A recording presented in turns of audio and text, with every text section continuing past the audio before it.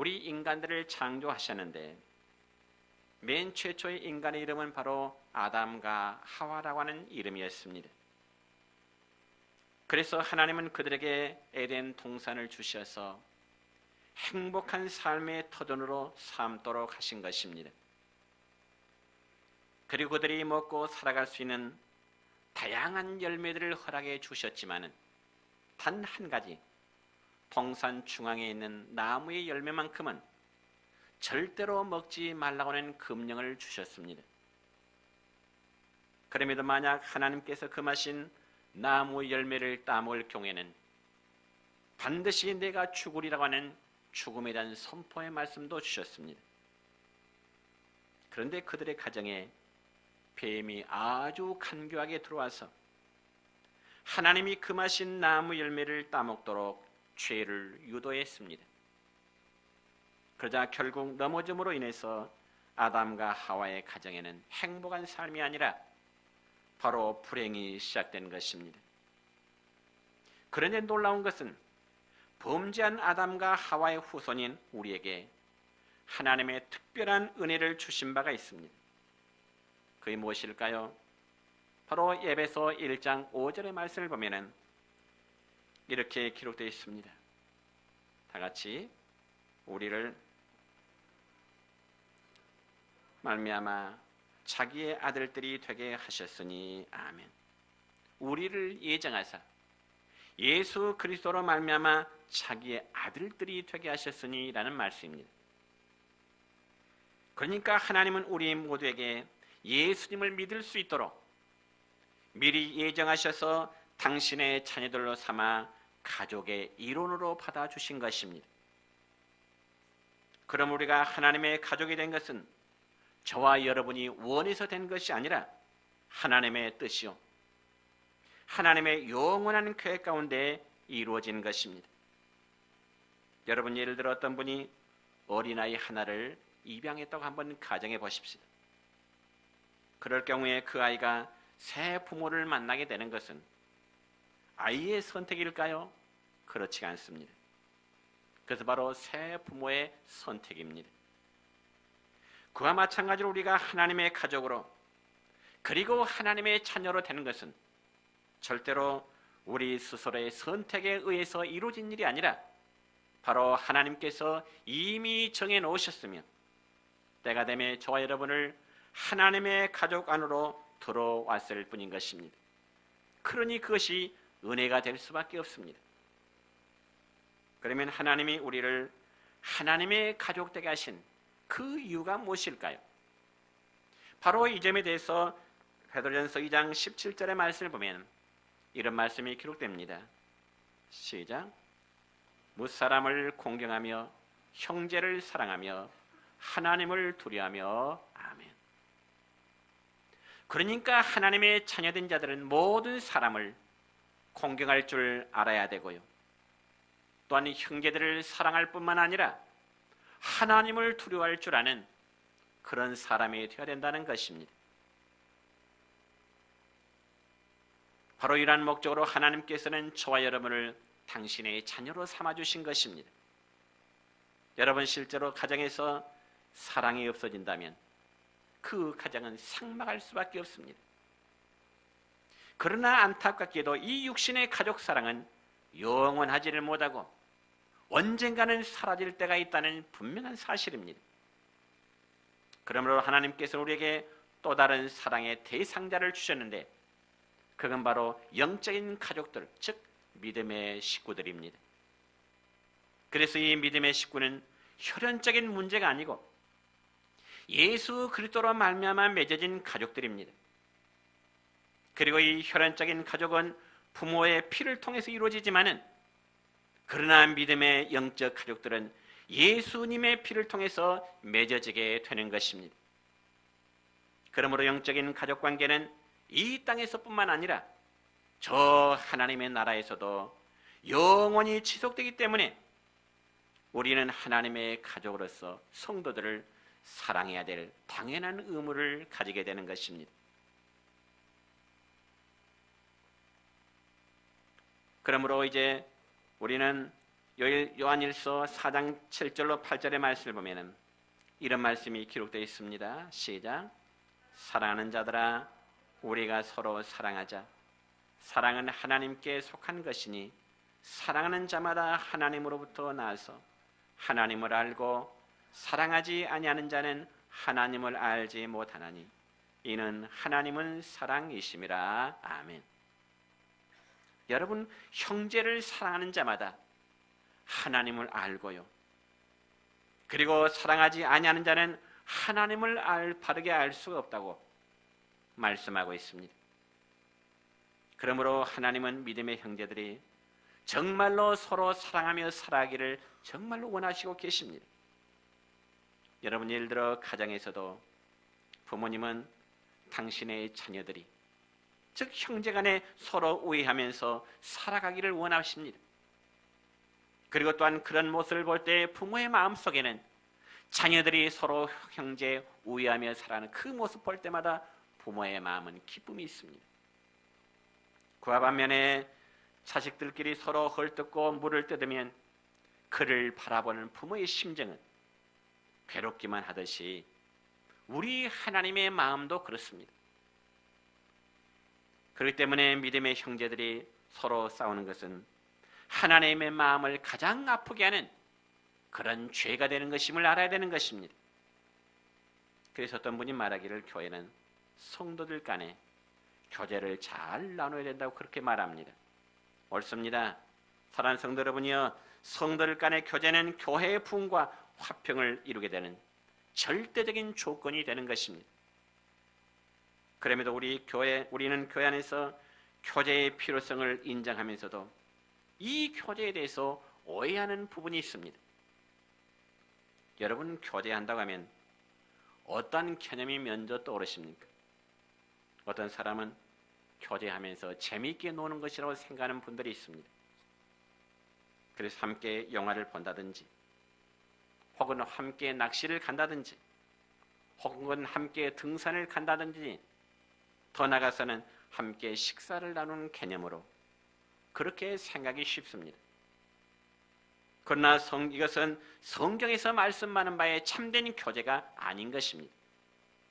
분명히 성경에 기록된 교제의 참된 의미는 믿음의 형제들, 즉 하나님의 가족을 사랑함이 가장 우선적으로 전제되어야 됨을 말씀하고 있습니다. 그러므로 믿음의 가족들이 사랑하는 마음 없이 어떻게 진정한 교제가 이루어질 수 있을까요? 불가능합니다. 여러분, 예를 들어 남녀간에 이성 교제를 한다면 가장 우선시 되는 것이 무엇일까요? 그건 바로 서로가 사랑하는 마음이 있어야, 그리고 좋아하는 마음이 있어야 교제가 이루어지는 거 아니겠습니까? 그래서 요한일서 4장 21절의 말씀을 보면 또 이런 말씀이 기록됩니다. 시작. 우리가 이 계명을 주께 받았나니 하나님을 사랑하는 자는 또한 그 형제를 사랑할지니라. 아멘. 이 말씀 보면 하나님을 사랑하는 자는 그 형제를 사랑한다고 했는데, 과연 그 형제들은 구체적으로 누구를 말하는 것일까요? 어떤 특정한 사람을 말하는 것일까요? 그렇지 않습니다. 여기서 말하는 형제라고 하는 것은 하나님을 아버지로 섬기는 모든 믿음의 공동체를 말하는 것입니다. 그러니까 이 믿음의 공동체가 이루는 교회를 말씀한다는 겁니다. 분명히 아십시다, 여러분. 성경 어디를 보더라도 건물을 교회라고 소개한 것은 한 곳도 없습니다. 제가 몇 년 전에 라오스란 나라를 이제 여행했을 때 시골에 세워진 어느 교회를 방문한 적이 있습니다. 그런데 그 교회당은 지금 여러분이 사진을 보듯이 교회 기둥 몇 개를 박아놓고 또 지붕과 벽은 야자나무 잎사귀와 줄기로 엮어서 이 교회당을 만들어 놓았습니다. 그리고 바닥은요, 흙바닥 그대로의 통나무 몇 개를 잘라가지고 성도들이 예배를 드릴 때 앉을 수 있는 그런 의자 역할을 했습니다. 그러니 그러한 것의 비바람이 조금만 세게 불면은 예배당은 기둥만 남게 되고 지붕과 벽은 순식간에 날아가 버립니다. 그리고 그 예배당을 다시금 재건한 데는 약 30분이면 또 충분하다고 하는 그런 이제 현실을 보기로 했습니다. 그렇기 때문에 여러분이 교회는 화려한 건물이 아니라 그 안에 함께하는 믿음의 공동체인 가족들을 말합니다. 왜냐하면 성도들은 예수 그리스도를 머리로 영접한 하나의 유기체이기 때문에 그렇습니다. 그래서 유기체는 서로의 생명이 연결되어 살아있는 공동체입니다. 그러면 여러분 한 사람, 여러분 한 사람 한 사람은 우리 내정교회를 구성하고 있는 참으로 귀한 지체들입니다. 그렇다면 우리 모두가 하나님의 가족으로서 서로 어떻게 사랑해야 될까요? 어떻게 화목해야 될까요? 먼저 하나님께 찬양하겠습니다.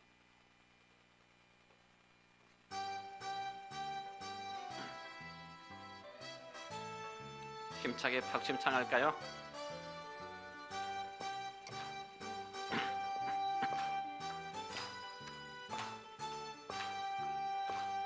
예수 안에서 우리 화목됐네. 예수 안에서 우리 화목됐네. 하나님의 영광 함께 누릴 소망 있네. 예수 안에서 우리 화목됐네. 예수 안에서 우리 기뻐하네. 예수 안에서 우리 기뻐하네. 하나님의 영광 함께 누릴 소망 있네. 할렐루야. 예수 안에서 우리 기뻐하네. 사랑하네. 예수 안에서 우리 사랑하네. 예수 안에서 우리 사랑하네. 하나님의 영광 함께 누릴 소망 있네. 할렐루야. 내정교회에서 우리 사랑하네. 아멘. 자, 우리 모두가 하나님의 가족으로서 어떻게 살아야 될 것인가? 첫째는 가족에 속하기로 선택되는 단계입니다. 여러분, 이 땅에는 다양한 교회 공동체가 우리 주변에 수없이 많습니다. 우리 주위에 보면 많은 교회들이 있는데 여러분은 우리 내정교회 공동체를 여러분의 가족으로 삼고자 하나님으로부터 선택함을 받은 참으로 귀한 존재들입니다. 그래서 그리스도인의 삶이란 단지 믿기만 하면 되는 것이 아니라 어느 가족에 속할 것인지에 대한 선택은 너무나 중요합니다. 여러분들이 예를 들어 여성들이 결혼을 하기 위해서는 배우자에 대한 여러 가지의 조건을 보겠죠. 그런데 그 중에서 빼놓을 수 없는 조건 중에 하나는 역시 가문에 대한 분위기, 즉 집안 내력일 것입니다. 물론 요즘 젊은 신세들의 생각은 배우자만 마음에 맞으면 됐지 무슨 가문의 분위기까지 볼 필요가 있겠느냐고 말할 수 있을지 모르겠지만 결코 그렇지가 않습니다. 그러면 우리가 하나님의 가족으로 선택을 받음에 있어서 어디에 속할 것인가 하는 것은 너무나 중요한 문제라는 것입니다. 그리고 하나님의 가족으로 선택함을 받았다면 분명한 가족의식을 가져야 되는 것입니다. 그래야 성도의 교제가 이루어지는 것이지 이 가족의식을 갖지 않다 보면 참된 의미에서 그리스도인이라 말할 수가 없습니다. 여러분, 제가 오래전에 저 광주 서양교회에서 부목사로 섬길 때 어느 주일날 이 남자분 한 분이 출석을 했습니다. 그리고 그 뒤로 그분은 교회 올 때마다 항상 깔끔하게 그리고 항상 정장 차림으로 오는데 그냥 대화를 요구해도 그냥 웃으면서 사양하는 것입니다. 그러면서 약 1년 동안 교회에 출석은 하지만은 도대체 교회 등록을 하지는 않습니다. 그냥 왔다 갔다 예배만 참석하는 겁니다. 그러다가 우연한 기회에 시내 식당에서 식사하고 있는 그분을 만나게 되었습니다. 그리고 마침 대화를 할 수 있는 기회가 생기는데 알고 보니까 그분은 시내 모 교회 장로님이었습니다. 그리고 당시 현직 중학교 교장 선생님이었고 그분의 아내는 교회 권사님이라고 말을 들었습니다. 그럼에도 그분이 자기가 섬기는 교회를 떠나 나오게 된 것은 교회 안에 복잡한 문제 때문이었다는 겁니다. 즉 장로님들과 목사님과의 갈등이 아주 팽팽하고 성도들 또한 목사님을 지지하는 성도들과 그리고 장로님을 지지하는 성도들 때문에 모이기만 하면은 싸우니까 너무 괴로워서 자기가 수십 년 동안 섬겼던 교회를 어쩔 수 없이 나올 수밖에 없었다고 하는 그런 하소연의 이야기를 들은 적이 있습니다. 여러분, 우리가 세상에 어떤 모임에서도 참 싸우면 정이 떨어지는데 거룩한 하나님의 교회가 세상보다 더해야 되겠습니까? 하나님의 교회는 거룩하기 때문에 성도들의 가족은 언제나 서로 사랑하기에 서로 힘써야 되는 것입니다. 물론 지상에 있는 교회는 완전한 교회란 있을 수가 없습니다. 그렇기 때문에 죄성이 있는 인간이기 때문에 때로는 교회 안에 다툼이 있을 수 있고요. 그리고 의견 충돌이 있을 수 있습니다. 어쩌면 그게 당연한 일일 수도 있습니다. 그러나 교회의 거룩함이라고 하는 이 본질만큼은 잊어서는 안 되는 겁니다. 왜냐하면 교회는 그리스도의 몸이요 하나님의 가족 구성원이기 때문에 그렇습니다. 그러므로 교회 가족이 없는 그리스도인은 고아와 같기 때문에 하나님은 우리로 하여금 교회에 속하도록 그리고 당신의 가족과 당신의 자녀로 받아들여 주신 겁니다.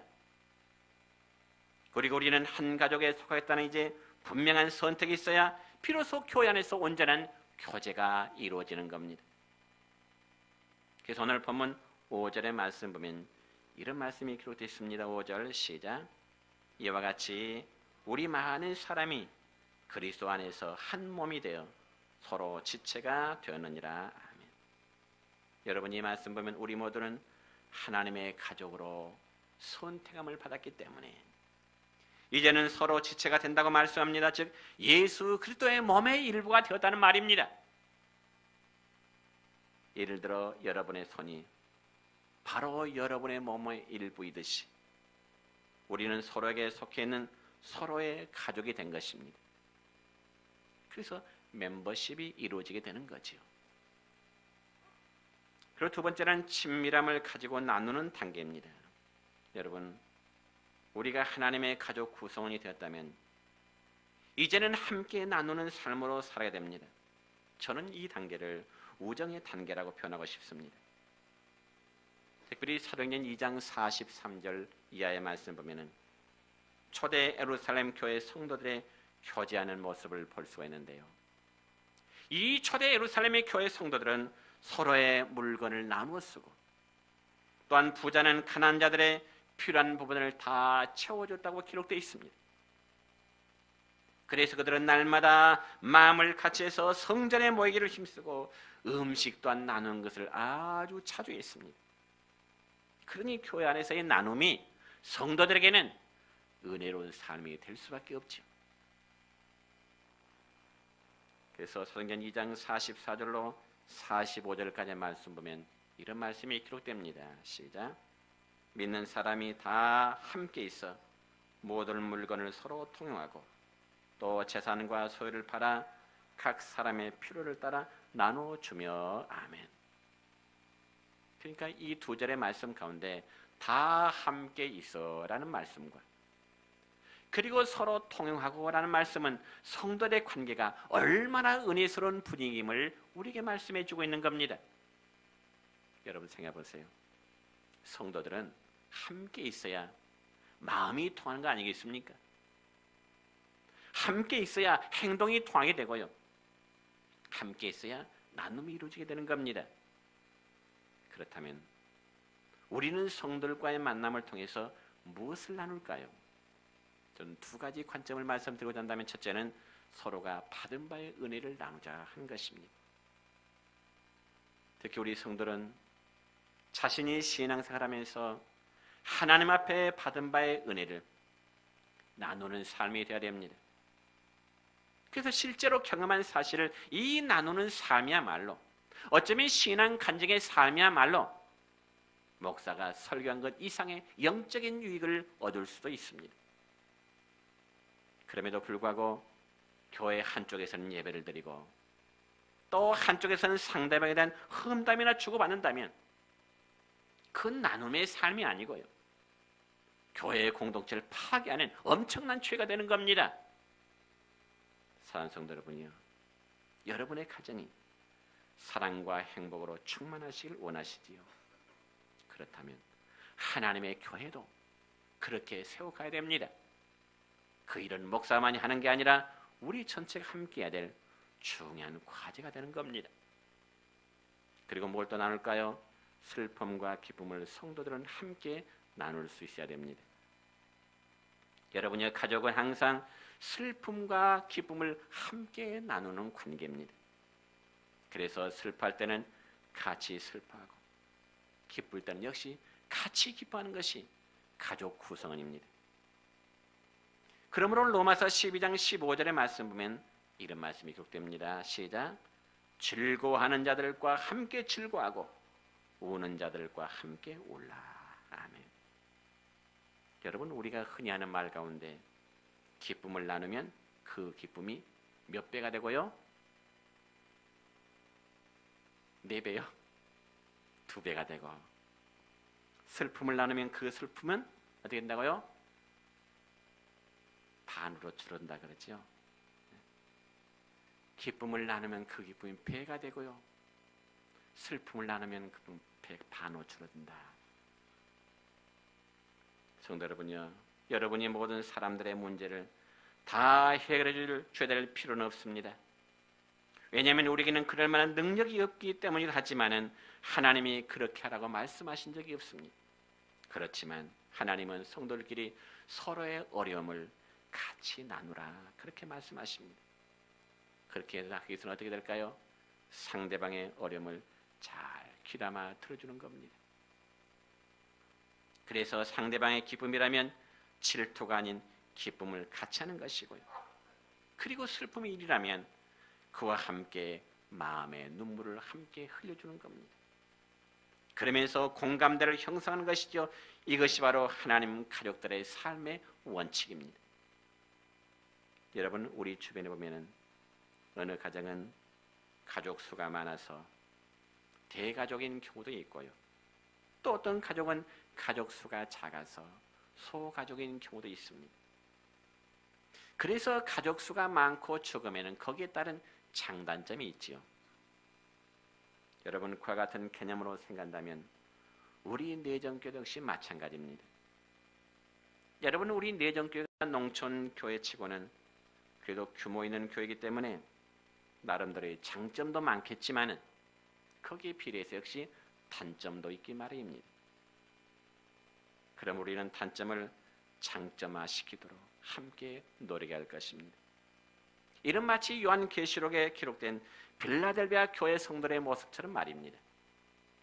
여러분, 구약 정리합니다. 마지막으로 요한계시록 3장 8절의 말씀 보면 이런 말씀이 있습니다. 시작. 내가 작은 능력을 가지고서도 내 말을 지키며 내 이름을 배반하지 아니하였도다. 아멘. 여러분, 요한계시록에 기록된 빌라델비아 교회는요, 성도들은요, 비록 작은 능력을 가지고서도 하나님의 말씀을 잘 지키면서 칭찬을 듣는 교회였습니다. 저는 우리 성도들이 권면합니다. 우리 모두는 신령한 내정교회의 영적 가족들입니다. 그러므로 언제나 교제함과 나눔으로 하나님의 교회를 함께 세워가는 우리의 모든 성도의 시기를 우리 주님의 이름으로 축원합니다.